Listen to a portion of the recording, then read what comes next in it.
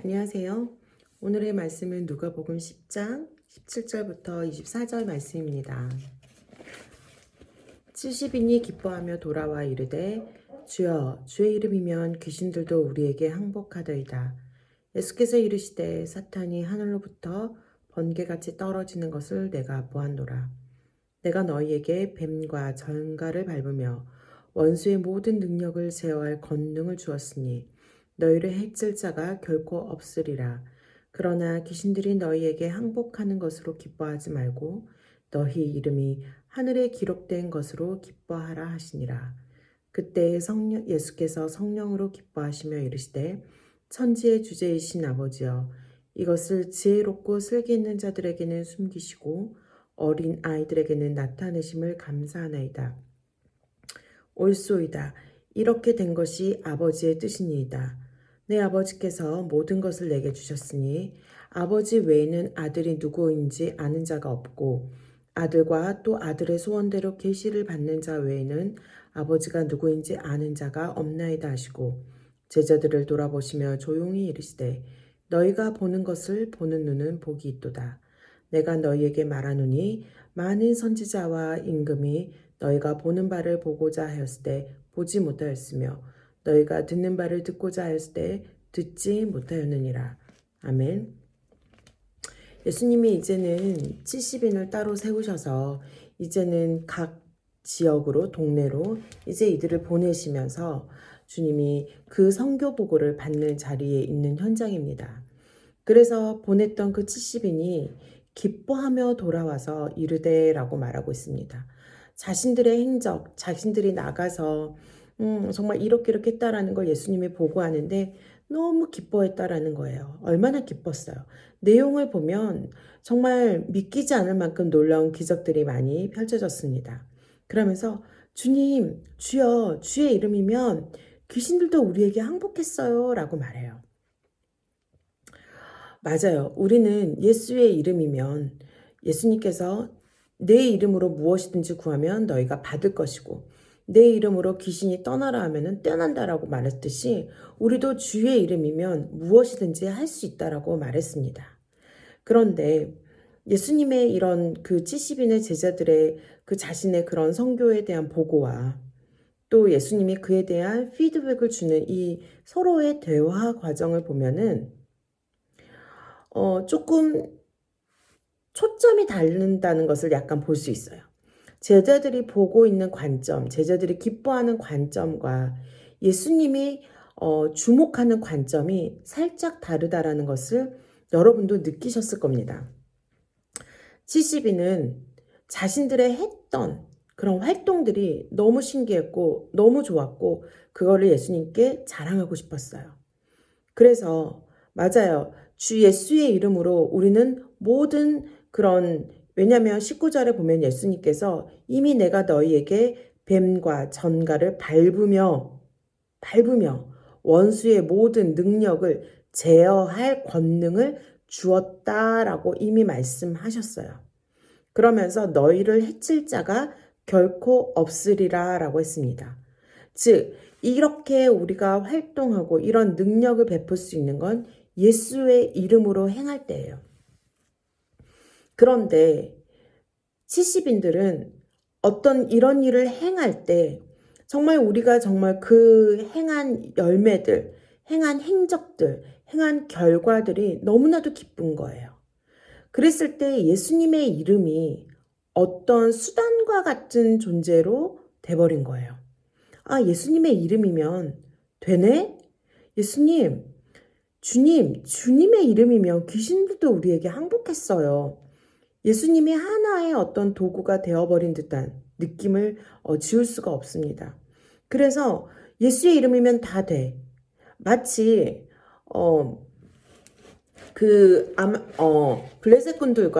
블레셋군들과의 전쟁에서 나갔을 때 어때요? 이 성경에 그 언약궤, 죄송합니다. 언약궤만 있으면 우리는 이겨. 언약궤만 있으면 우리는 뭘 해도 이길 수 있어 라고 해서 언약궤만 믿고 그냥 전쟁터에 언약궤를 메고 나가서 정말 그것만 믿었던 이스라엘 백성과 다를 바가 없는 거죠. 그랬을 때 그 언약궤를 어떻게 됐어요? 블레셋 군대에게 빼앗겨 버렸습니다. 그래서 어떻게 이런 일이 일어나지? 했을 때 이스라엘 백성이 그 언약궤에다가 믿는 어떤 미신적인 신앙들, 나에게 승리를 가져다 두는 도구로만 생각을 한 거죠. 그 언약궤가 어떤 의미고 그 언약궤를 대하는 자세가 우리의 마음이 어떠해야 되는지에 대해서는 전혀 알지 못하고 그저 언약궤만 있으면 하나님이 함께 할 것이고 우리는 반드시 이겨. 예수님의 이름이면 뭐든지 할 수 있어. 내 삶이 어떻든 나의 모습이 어떻든 예수님의 이름이면 돼. 예수님의 이름만 부르면 다 돼. 그랬을 때 물론 예수님의 이름으로 모든 일이 다 되어지고 일어나고 승리를 가져다주고 놀라운 일들을 행한다 할지라도 그것이 뭐가 돼버리면 조건이 그냥 수단으로 돼버리면 예수님의 이름으로 어떤 일을 행하는 것에 있어서 예수님의 이름이 수단이 돼버리면 어떻게 돼요? 아무런 그거는 나에게도 유익되지 않고 아무런 도움이 안 된다라는 거예요. 마태복음 말씀에도 마찬가지요. 다 주여 주여 하는 자마다 다 뭐한다? 내가 다 알지 못한다라고 마태복음 7장에 나와 있습니다. 마태복음 7장 20절, 21절, 22절의 말씀을 보면 그들의 열매로 그들을 안다라고 기록되어 있으면서 21절에 뭐라고 되어 있습니까? 나더러 주여 주여 하는 자마다 다 천국에 들어갈 것이 아니요 다만 하늘에 계신 내 아버지의 뜻대로 행하는 자라야 들어가리라. 왜요? 22절 그날에 많은 사람이 나더러 이르되 주여 주여 우리가 주의 이름으로 선지자 노릇하며 주의 이름으로 귀신을 쫓아내며 주의 이름으로 많은 권능을 행하지 아니하였나이까 하리니 그때 내가 그들에게 밝히 말하되 내가 너희를 도무지 알지 못하니 불법을 행하는 자들아 내게서 떠나가라 하리라 라고 예수님이 말씀하셨습니다. 같은 맥락에서 누가복음 10장에 70인이 돌아왔을 때도 그 70인의 사역자들은 주의 이름으로 모든 일을 행했더니 귀신들이 자기에게 항복했다라는 거예요. 근데 귀신들이 그 사람을 보고 항복했겠어요?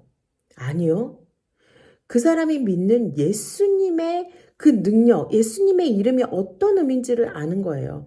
예수라는 그 이름, 예수는 사실은 당시에 흔한 이름이었어요.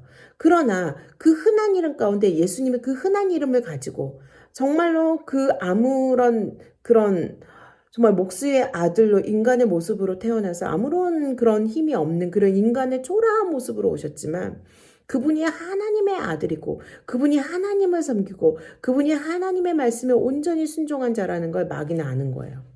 그래서 그 능력을 가지신 그 하나님의 능력을 가지신 그 아들의 그 이름으로 이들이 왜요? 그 이름을 믿은 거예요. 예수님을 믿는 믿음으로 나온 거예요. 그들이 그 순간에 예수님을 믿었기 때문에 마귀는 그 이름 때문에 항복했다라는 겁니다. 그래서 예수님도 동일한 말씀을 합니다. 그래, 내가 봤다. 사탄이 하늘로부터 번개같이 떨어지는 것을 내가 봤다라고 돼 있어요. 근데 이거를 누가 행하셨을까요? 그들이 행했을까요? 그들의 능력, 즉 70인의 능력으로 행했을까요? 아니요. 하나님이 그 일을 행하시는 겁니다. 나는 순종하고 나는 행할 때 누가 하시는 거예요? 하나님이 행하시는 거죠. 그랬는데 20절에 중요한 말씀을 하시죠. 그러나 귀신들이 너희에게 항복하는 것으로 기뻐하지 말아라. 뭐해라? 너희 이름이 하늘에 기록된 것으로 기뻐하라 라고 되어 있습니다. 내가 주의 일을 해요. 내가 주님의 사명을 잘 받들어서 합니다. 내가 얼마나 능력자인가. 내가 얼마나 귀신을 많이 쫓아내는가. 내가 얼마나 많은 사람들을 정확하게 예언할 수 있는가. 내가 얼마나 성경을 잘 가르칠 수 있는가. 내가 얼마나 많은 전도를 할 수 있는가. 내가 얼마나 많은 병든 사람을 고칠 수 있는가. 내가 얼마나 많은 사람들을 돌아오게 할 수 있는가. 그거가 중요한 게 아니라는 거예요. 그것 자체가 중요한 게 아니라는 겁니다. 뭘로 안다? 열매. 그들의 삶의 태도, 그들의 삶의 방식, 그들의 말, 행동, 모든 그들의 삶의 열매를 맺어가는 그 열매로 그 사람이 믿음의 사람인지 그 사람이 하나님의 사람인지 주님은 아신다는 겁니다. 그래서 내가 정말로 수단과 방법을 가리지 않고 사람을 속일 수 있어요. 내가 굉장히 신령한 척, 또 능력이 있는 것처럼 할 수 있습니다. 주님은 그 순간에 그저 도구로 사용하는 거예요. 나를 도구로 사용하는 거예요. 근데 이 도구가 참되게 주인의 뜻대로 도구로 쓰임받았으면 정말로 잘 닦여서 올라가겠죠. 그러나 주님의 이름으로 하기 때문에 주님도 일을 하십니다. 왜? 얼마나 그 추수할 일꾼들이 추수할 게 얼마나 많니? 근데 일꾼을 보내야 돼요. 근데 그 일꾼들을 보냈어요. 그 추수해야 되는 그러한 곡식들이 주님 볼 땐 너무 아까운 거예요. 너무 귀한 거예요. 그렇기 때문에 일꾼은 보내서 그것을 다 거둬들이게 하지만 그 일꾼이 자기 마음에 들지 않고 그 일꾼이 자기 뜻대로 하지 않으면 어떻게 돼요? 주님 버리시는 거죠. 소용없는 겁니다. 그래서 주의 이름으로 능력을 행하고 주의 이름으로 선지자 노릇하고 주의 이름으로 병든 자를 아무리 고쳐도 그 사람의 열매가 주님의 그 마음, 말씀에 순종함으로써 나타나는 성령의 열매, 말씀의 열매가 맺어지지 않는다면 그 사람은 주님 앞에 나는 너를 도무지 알지 못한다. 불법을 행하는 자들아 라면서 주님 앞에서 정말 화를 입을 수 있는 그런 존재라는 걸 우리는 기억해야 합니다. 그래서 주님이 말씀하십니다. 21절에 그때 예수께서 성령으로 기뻐하시며 이르시되 천지의 주제이신 아버지여 이것을 지혜롭고 슬기는 자들에게는 숨기셨다라고 했습니다. 내 뜻대로, 내 능력으로, 내 지혜로, 내 슬기로 나는 할 수 있어. 이러는 사람들에게는요. 이런 아버지의 이런 모든 그 능력의 비밀들이 숨겨져 있다라는 거죠. 내가 할 수 있다 그러면 또 나는 지혜로워, 나는 다 알아, 나는 할 수 있어 라는 분들은 하나님의 능력이 나타나지 않아요. 그래, 너 혼자 할 수 있으면 너가 한번 해봐. 주님이 지켜보고 있는 거예요. 근데 주님은 누구에게 함께 하시고 누구에게 아버지의 비밀을 보여주시고 누구에게 주님의 능력이 나타나게 하실까요? 바로 어린 아이들에게는 나타내심을 감사합니다라고 주님의 기도하는 그 내용을 보고 우리는 알 수가 있습니다. 우리는 어린아이와 같다라는 건 주님의 말씀에 그러하다라고 하면 정말로 앞뒤 따지지 않고 순종할 수 있는 마음, 온전히 순종으로 다가갈 수 있는 마음, 그 마음을 가진 자를 말합니다. 그래서 그것이 무엇입니까? 어린아이와 같은 겸손한 자에게는 아버지가 정말로 이러한 능력을 행하시고 또한 정말로 하늘에 이름이 기록된 그 축복과 함께 하나님의 능력을 행할 수 있는 이 모든 것을 갖출 수 있는 자에게는 다 간다는 거예요. 그러나 정말로 즉 숨겼다라는 건 뭐예요? 우선순위를 숨긴 거죠. 우선순위. 뭐가 중요하느냐? 뭐가 중요하느냐? 너희가 능력을 행하는 것 자체가 중요한 것이 아니라 너희의 이름이 하늘에 기록된 것이 더 중요해. 너희가 하나님 앞에 기록된 것이 하나님 앞에 기억이 되는 것이 더 중요해. 그러니까 그걸로만 너무 기뻐하지 마. 항상 너희의 삶이 또 너희가 일을 행하는 태도가 너가 주를 믿는 태도가 어떠한지를 항상 돌아봐. 그래서 정말로 주님을 간절히 믿고 나는 할 수 없습니다. 주님 함께 하시옵소서. 나는 그 주님의 이름에 능력이 있다는 걸 믿고 의지하면서 나는 이 일을 행하며 나갑니다라는 그 겸손한 마음으로 행할 때 주님께서는 하늘의 능력이 하늘에도 이름이 새겨지고 이 땅에서도 주의 뜻대로 일한다라는 것, 능력이 나타난다라는 것을 다 가져간다라는 걸 주시지만 그거를 모르는 자들은 마태복음 7장 7절의 말씀처럼 일은 다 해놓고 뭐예요? 일은 다 해놓고 주님 앞에 기록되지 못한 그런 억울한 일이 생긴다는 거죠. 왜요? 나 능력 있어. 나는 주님 앞에 주님은 나를 사랑해서 나는 다 해, 다 고쳐, 다 예언해. 나는 말씀도 잘 알아. 내 말이면 다 전도돼. 굉장히 뭐예요? 정말 자기가 너무 슬기롭고 자기가 지혜 있는 것처럼 모든 일을 행한다는 거죠. 그래서 그들에게는 그 비밀이 열리지가 않는 거예요. 아무리 말해도 모르는 거예요. 아무리 말해도 돌아올 수가 없어요. 너무 자기가 대단하다고 느끼면. 그래서 우리는 늘 내가 겸손한 자리에 위치해 있게 하고 나를 회개시키는 성령이 얼마나 그 감사하고 또 그 성령님이 나를 깨닫게 해주시는 게 얼마나 놀라운 은혜인지를 모릅니다. 그래서 22절에 보면 내 아버지께서 모든 것을 내게 주셨으니 정말 아버지 외에는 아들이 아는 누구인지를 아는 자가 없고 아들의 소원대로 계시를 받는 자 외에는 아버지가 누구인지 아는 자가 없다는 거예요. 우리는 하나님을 알고 예수님을 알고 믿어야 돼요. 그분이 어떠한 존재인지를 알고 믿었을 때 우리는 정말 그분의 뜻대로 믿을 수 있습니다. 무엇을 감사해야 하는지, 무엇에 우리는 순종해야 하는지, 무엇에 눈을 가려야 하는지를 지혜로 알아야 되는데 그 지혜가 어디서 나와요? 주님의 말씀에서 오는데 그 주님의 말씀이 뭐예요? 아버지가 누구인지를 아는 데서부터 오는 거잖아요. 아버지는 이것을 좋아해? 아버지는 이걸 싫어해. 거기서부터 시작을 하는 거죠. 그래서